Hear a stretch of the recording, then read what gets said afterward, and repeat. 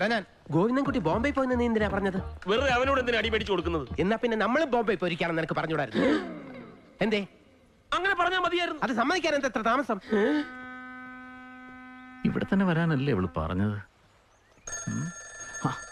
മയേ, എത്ര നേരമായി ഞാനിവിടെ വെയിറ്റ് ചെയ്യുന്നെന്ന് അറിയാമോ? ഞാൻ വന്നല്ലോ. എവിടെ? ഇവിടെ തന്നെ. ചുമ്മാ, ഞാൻ കാണുന്നില്ലല്ലോ.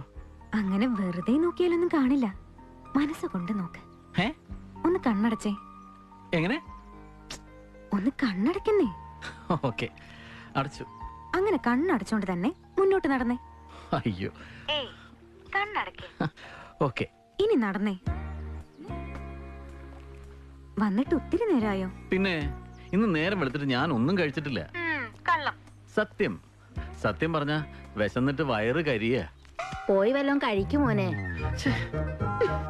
അയ്യേ.